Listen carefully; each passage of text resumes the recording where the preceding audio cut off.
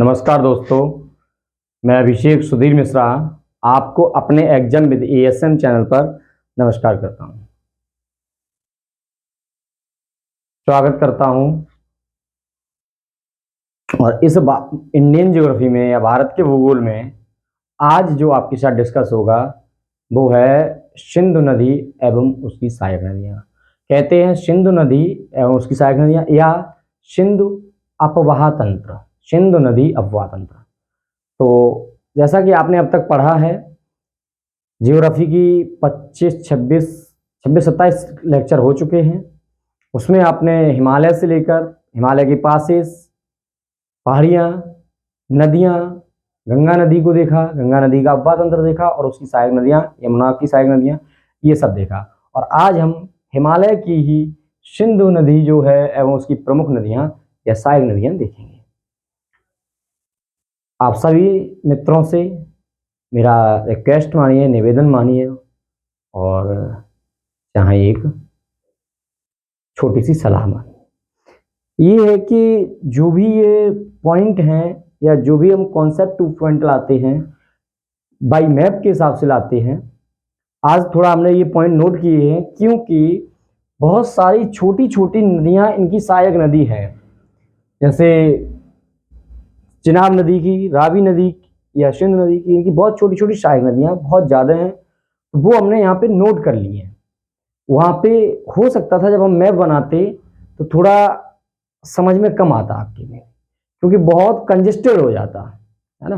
तो आप एक काम करेंगे, भारत का भूगोल का जो फिजिकल मैप होता है, इंडियन ज्योग्राफी का या इंडिया का जो फिजिकल मैप होता है वो अपने सामने रख लीजिए। यदि किसी के पास नहीं है तो हम बताते चलेंगे और उस हिसाब से अच्छे से सुनते चलिए। आइए डिस्कस करते हैं सिंधु नदी एवं उसका अपवाह तंत्र। देखिए सिंधु नदी क्या है। सिंधु नदी जो है इसका उद्गम कहाँ से होता है, इसका विस्तार कितना है, ये इसका मुहाना कहाँ बनता है, इसके बारे में चर्चा करेंगे। ये जो नोट पॉइंट है ये बहुत इंपॉर्टेंट फैक्ट है मित्रों। पीसीएस जैसे एग्जाम में, एआरओ जैसे एग्जाम में, और अगर वनडे एग्जाम को लेकर बात करें जैसे पुलिस का एग्जाम यूपी का या रेलवे के एग्जाम, अदरवाइज कोई भी एग्जाम होता है तो क्वेश्चन यहाँ से, अगर आपने इस एक क्लास में सिंधु नदी अपवाह तंत्र को देखा, एक क्लास में आपकी फिनिश हो जाएगा, छोटी सी क्लास होगी और यहीं से क्वेश्चन आपको 2 और 1 क्वेश्चन मिल जाएगा। कितना अच्छा रहेगा, देखते हैं। सिंधु नदी का जो उद्गम होता है वो आप देखते चलिए, इसका एक स्क्रीनशॉट ले लीजिए और उसी तरीके से अपना नोट पॉइंट बना लीजिएगा। तो सिंधु नदी का जो उद्गम होता है वो तिब्बत में कैलाश पर्वत या श्रेणी बोखरचू निकट हिमनद से होता है। किससे होता है? बोखरचू निकट हिमनद से। ये किस जगह पर है? ये है तिब्बत में कैलाश पर्वत। तिब्बत में अगर कैलाश पर्वत कहें तो ये पड़ता है, सिंधु नदी पड़ती है, इसका उद्गम है। जैसे इंडिया का मैप जब जाएंगे तो उसके पूर्व में जाएंगे, पूर्व में, उत्तर पूर्व में, तो जो तिब्बत वाला हिस्सा है वहीं कैलाश पर्वत है ना। ये हमने आपको जब पर्वत पढ़ाए थे तो बताया था। तो जिस मित्र ने हमारी लास्ट क्लासेस नहीं देखी है, अगर इंटरेस्ट आता है इस क्लास में तो जाकर जरूर एक बार पीछे वाली क्लास में देखिए जाके। इंडिया का ज्योग्राफी का प्लेलिस्ट जो आपके एग्जाम में एएसएम पे पढ़ा है, अच्छे से देख कर आइए और कमेंट करके जरूर बताइए कि आपको ये लेक्चर कैसे लग रहे हैं। तो देखिए सिंधु नदी का उद्गम होता है तिब्बत में कैलाश पर्वत श्रेणी से। अपवाह इसका क्या है? उत्तर पश्चिम दिशा में। ये क्वेश्चन आ जाता है कि अपवाह यहाँ होता है, सिंधु नदी का अपवाह किस दिशा में है? तो उत्तर पश्चिम दिशा में होता है और यह लद्दाख एवं जास्कर श्रेणी के मध्य से प्रवाहित होती है। जैसे आपको मैंने पढ़ाया था लद्दाख और जास्कर श्रेणी, बाद में पीर पंजाल, तो यह लद्दाख श्रेणी और जास्कर श्रेणी के मध्य से प्रवाहित होती है। कहां से प्रवाहित होती है? लद्दाख और जास्कर के मध्य से प्रवाहित होती है, दमचाक के पास भारत में प्रवेश करती है। अगर बात आती है कि भारत में कहां से प्रवेश करती है, क्वेश्चन आता है कि सिंधु नदी भारत में प्रवेश कहां से करती है, तो दमचौक एक स्थान है भारत की घुसते, तिब्बत को जब क्रॉस करेंगे और भारत में प्रवेश करेगी ये नदी, तो क्या है? दमचौक एक स्थान है और वहीं पे क्रॉस करके या उसे पार करके या प्रवेश करके लद्दाख एवं जास्कर श्रेणी के मध्य से क्वेश्चन आता है किन किन श्रेणियों के, तो इसमें लद्दाख और जास्कर दिया है, हो सकता है लद्दाख पीर पंजाल दिया हो या जास्कर पीर पंजाल दिया हो। लद्दाख और जास्कर आपको याद होना चाहिए सिंधु नदी का अपवाह तंत्र, या सिंधु नदी लद्दाख एवं जास्कर श्रेणी के मध्य से होकर गुजरती है और ये पाकिस्तान में प्रवेश करती है। कौन सी जगह से प्रवेश करती है उसका भी जिक्र हम करेंगे। जब भारत में प्रवेश करती है तो ये दमचाक जगह है, ठीक है। दर्दिस्तान पाकिस्तान में देखो कहां से प्रवेश करती है, तो दर्दिस्तान से चिल्लड़ के पास पाकिस्तान में प्रवेश करती है। दोनों फैक्ट आपको तैयार होना चाहिए मित्रों, आपको हम बहुत अच्छे अच्छे पॉइंट ला रहे हैं। प्रमुख सहायक नदियां इसकी कौन कौन सी है, अब देखो ये हमने देखा। अब देखते हैं सिंधु नदी की जो प्रमुख सहायक नदियां हैं दो तरफ से मिलती हैं, बाएं तरफ से और दाएं तरफ से। इतना ध्यान रहे कि जब हमारी गंगा नदी बह रही थी तो वो किस साइड से बह रही थी, पश्चिम से और पूरब की तरफ, है ना, यही तो बह रही थी इस तरीके से गंगा नदी। लेकिन ये कैसी बहती है, ये ठीक उसके उल्टे बहती है, कैलाश पर्वत तिब्बत से होके पाकिस्तान की तरफ वैसे ही है, ठीक है। तो इसका क्या है, दर्दिस्तान से चिल्लड़ के पास पाकिस्तान में इसका प्रवेश होता है। ये जगह है प्रमुख सहायक नदियां हैं, बाएं तरफ से सहायक नदी है। बाएं तरफ कौन कौन सा होता है, ये होगा इसका, ठीक है। बाएं तरफ से जास्कर, चिनाब, द्रास आदि, ये तीन नदियां इसमें इंपॉर्टेंट है। हम जास्कर और चिनाब को ये और ज्यादा इंपॉर्टेंट है, हम अलग से अभी विस्तार में चर्चा करते हैं उसको। अभी जानिए सिंधु नदी की बाएं तरफ से मिलने वाली सहायक नदी तो जास्कर, चिनाब और द्रास, ठीक है। इन्हीं सब के कारण हमने ये पॉइंट नोट किए क्योंकि ये सब बनाते हैं मैप में बहुत कंजेस्टेड हो जाता है। दाएं से क्या होता है, दाएं से इसमें सियोक, एक सियोक नदी है जो दाएं तरफ से, ये दाएं, सॉरी अभी हमने बाएं आपको बता दिया ये, लेकिन ये दाएं और ये बाएं हो जाएगा ना। तो चलते हैं, देखिए दाएं से सियोक, गिलगित और नुब्रा, हुंजा। दाएं तरफ से सिंधु नदी की सहायक नदी दाएं तरफ से मित्रों है सियोक, गिलगित और नुब्रा, हुंजा। ये आपकी सियोक, ये सिंधु नदी की सहायक नदियां हैं दाएं तरफ से मिलने वाली। सिंधु नदी की बात आती है कि मोहाना कहां बनाती है, तो मित्रों मोहाना ये बनाती है अरब सागर में। कहां मोहाना बनाती है, अरब सागर में ये मोहाना बनाती है। अब देखिए सिंधु नदी की ही एक अभी आपको बताई चिनाब नदी, चिनाब नदी को हम पढ़ रहे हैं अब, जो सिंधु नदी की सहायक नदी है। और ये सिंधु नदी की सहायक नदी कैसी है, सबसे बड़ी, तो इंपॉर्टेंट हो जाती है। ये किस दिशा से किस तरफ से मिलती है, तो सीधा लिखा है कि बाएं तरफ से मिलती है, या बाएं तरफ से सिंधु नदी में संगम बनाती है। बहुत ध्यान से मेरी बात को सुनते रहिए। सिंधु की सबसे बड़ी सहायक नदी तो हम चिनाब को कहेंगे। इसका उद्गम कहां से होता है, तो इसका उद्गम देखो होता है हिमाचल प्रदेश में। भारत के अपने एक स्टेट जो है हिमाचल प्रदेश, उसमें दो नदियों से उद्गम होता है। कैसे, चंद्र और भागा। बारालाचा दर्रा है ये चिनाब नदी, बारालाचा दर्रा से चंद्र और भागा नामक दो नदियां हैं, और उनका उद्गम होकर बारालाचा दर्रा से दोनों हिमाचल प्रदेश में ही एक दूसरे में विलीन हो जाती हैं, मिल जाती हैं। और जो मिलने के बाद जो धारा प्रवाहित होती है उसे ही हम कहते हैं चिनाब नदी, और जाके सिंधु नदी में ये अपना संगम बनाती है और उसकी सहायक नदी कहलाती है, ठीक है। चंद्र और भागा नदी के मिलने से बारालाचा दर्रे से, हिमाचल प्रदेश की बात चल रही है ये। अब इसमें परियोजना जो है महत्वपूर्ण वो भी है। चिनाब नदी पर ही बगलिहार, सलाल तथा दुलहस्ती जैसी महत्वपूर्ण परियोजना भी है। ये पूछ लिया जाता है कि जो बगलिहार है वो किस नदी पर की महत्वपूर्ण परियोजना है। आपको दिया जाएगा चिनाब, झेलम, आपको दे दिया जाएगा सतलुज, आपको दे दिया जाएगा क्या, ये क्या, सियोक। तो आप याद रखें कि जो बगलिहार, सलाल, दुलहस्ती, ये सारी परियोजनाएं से चिनाब नदी की, ठीक है मित्रों। अब हम देखते हैं रावी नदी को। तो रावी नदी का उद्गम रोहतांग दर्रे से होता है। कहां से होता है, रावी नदी का उद्गम जो है आपका ये होता है रोहतांग दर्रा। ये देखो लिखा भी है रोहतांग दर्रा के निकट हिमाचल प्रदेश। ये दोनों नदियां हिमाचल प्रदेश की हैं, रावी नदी और चिनाब नदी, ये हिमाचल प्रदेश की नदी है। तो हिमाचल प्रदेश से इसका उद्गम हो रहा है रोहतांग दर्रा।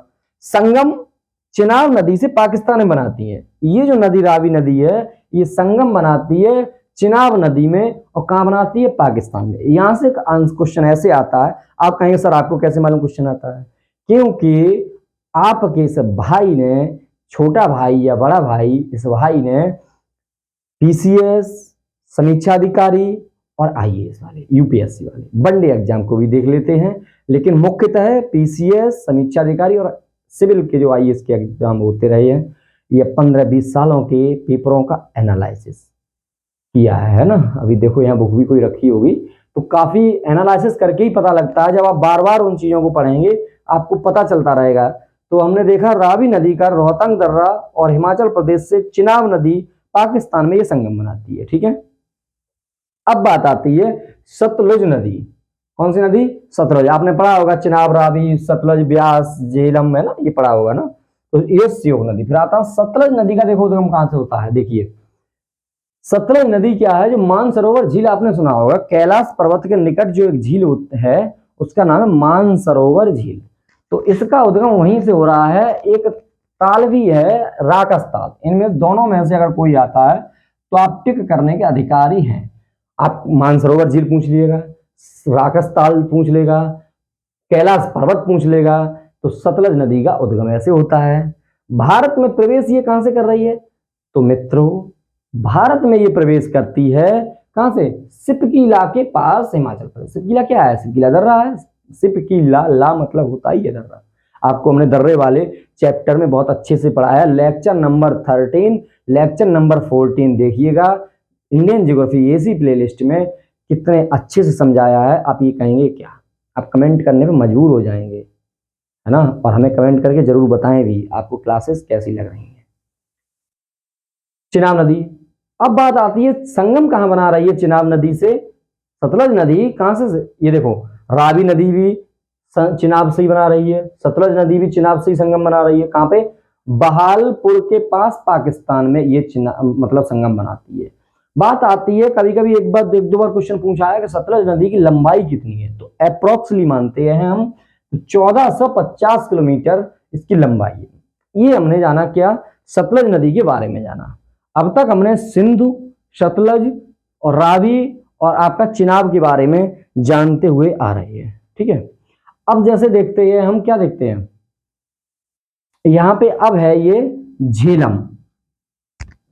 झेलम है, तो झेलम क्या है, झेलम नदी के जो तट पर प्रमुख शहर है वो इंपॉर्टेंट है, यहां पे पूछ लेते हैं।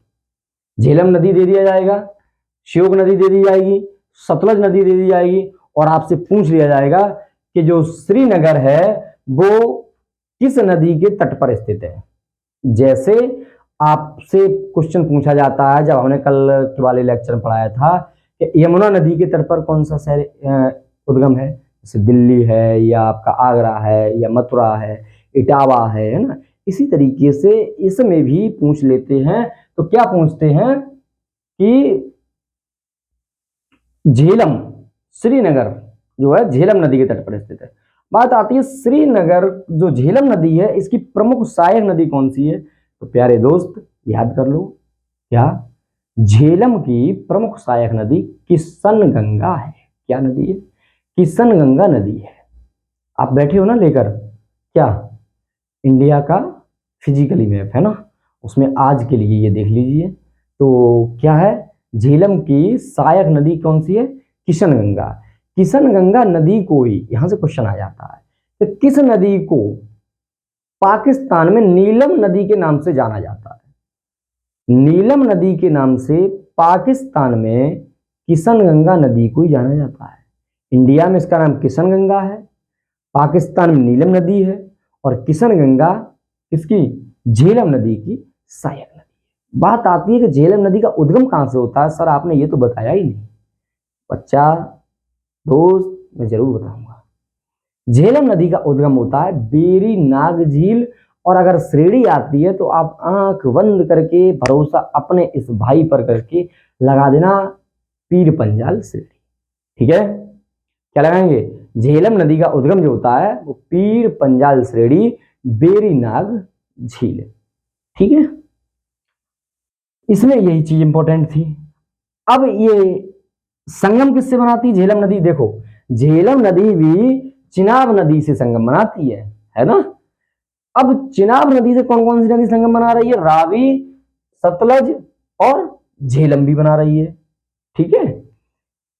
श्योक नदी की बात आती है। अब देखिए, जैसे हमने कल जब यमुना पढ़ा था तो यमुना की सबसे महत्वपूर्ण नदी कौन सी थी? चंबल नदी। और चंबल नदी में बहुत सारी नदियां बना रही थी, क्या? संगम बना रही थी। इसी तरीके से ये भी श्योक नदी को हम पढ़ते हैं, तो श्योक नदी को पढ़ेंगे। श्योक नदी का उद्गम जो होता है वो क्या होता है? रेमो हिमानी। ये कहाँ है रेमो हिमानी? लद्दाख में है ना। कहाँ पे है ये? लद्दाख में पड़ती है। रेमो हिमानी लद्दाख में पड़ती है और रेमो हिमानी से इसका उद्गम होता है। और इसी का अन्य नाम क्या है? अन्य नाम देखिए क्या? मृत्यु की नदी कहते हैं। अगर क्वेश्चन आपका आता है कि मृत्यु की नदी किसे कहते हैं, तो आप क्या कहेंगे कि श्योक नदी को मृत्यु की नदी कहते हैं। तो आप एक बार सही से देखते चलिएगा, क्या कहेंगे? मृत्यु की नदी किसे कहेंगे? श्योक नदी को। तभी तो उसका नाम है श्योक नदी, है ना। जैसे आपकी शोक नदी उसमें थी बिहार में। तो अब नेक्स्ट देखते हैं जास्कर नदी। जास्कर नदी हम देखेंगे। अच्छा, यहां पे एक चीज छूट रही थी। श्योक नदी की जो संगम बनाती है ये सिंध नदी से बनाती है। इंपॉर्टेंट है ये। जैसे ये सारी नदियां चिनाब, रावी, सतलज या सतलज, रावी, झेलम, ये चिनाब से बना रही है, लेकिन श्योक नदी डायरेक्ट सिंध नदी से संगम बना रही है। ठीक है। जास्कर श्रेणी की बात करते हैं तो जास्कर श्रेणी हिमाचल लद्दाख की सीमा से निकलती है। तो जास्कर नदी है वो हिमाचल और लद्दाख की सीमा से निकलती है और निकल कर ये निर्मित संरचना करती है, मतलब गहरे गाज बनाती है। जास्कर श्रेणी पर ही गहरे गाज बनाती है और इसका संगम सिंधु नदी से ये भी संगम करती है। कौन सी? जास्कर और श्योक नदी सिंधु नदी से संगम करती है। ये देखिए, ये सिंधु नदी जा रही है। तो ये जो हमने नदियां आपको बताई अभी, ये सारी नदियां आपको जैसा पता है बाएं तरफ से मिल रही थी। कौन सी? जास्कर, चिनाब और द्रास। चिनाब भी बाएं तरफ से है, जास्कर भी बाएं तरफ से है। ठीक है। और ये श्योक, गिलगित, नुब्रा, श्योक नदी आपको यहां से पड़ी तो ये कौन से? दाएं तरफ से है, ऊपर से है ना। तो ये ध्यान रखिए। तीसरी चीज मैं यहां नोट नहीं किया है वो है सतलज नदी की सहायक नदी ब्यास है, जो कि कहां से नोट पॉइंट होती है? कहां से उद्गम है उसका? बताइए। ये आप चलिए कमेंट बॉक्स में बताएंगे। ठीक है। एक चीज तो कमेंट के लिए छोड़ दीजिए ना। ब्यास नदी सतलज नदी की सहायक नदी या दाएं से मिलती है या बाएं से संगम बनाती है, आप बताएंगे। जैसा आपको इसमें आपको वीडियो के माध्यम से या हमारे नोट पॉइंट के माध्यम से जैसा लेक्चर लगा हो, आप कमेंट करके बता सकते हैं। और नेक्स्ट वीडियो के लिए आप तैयार रहें। हो सकता है कि जो नेक्स्ट वाला लेक्चर होगा वो आपका ब्रह्मपुत्र नदी तंत्र हो। क्या होगा? ब्रह्मपुत्र नदी तंत्र हो। तो आप एक बार इस लेक्चर्स को अपने दोस्तों और मित्रों के पास शेयर करते रहिए, क्योंकि मेरा उद्देश्य ये है कि हमारे पढ़ाए हुए या हमारे द्वारा दिया हुआ कोई एक एक शब्द, एक एक वाक्य मेरे प्यारे दोस्तों तक जनहित में, जनमानस या कहें तो कल्याण में पहुंचे और हर दोस्त, हर भाई अपनी सफलता को सुनिश्चित कर सके। अगर आपकी सफलता में मेरा 1% नहीं 0.001% भी अगर महत्व हो जाता है तो मैं आपका आभारी रहूँगा। क्यों? क्योंकि मैं यही चाहता हूँ कि मेरा ये छोटे छोटे वाक्य, छोटे छोटे शब्द की सफलता सुनिश्चित करें। सभी मित्रों को धन्यवाद।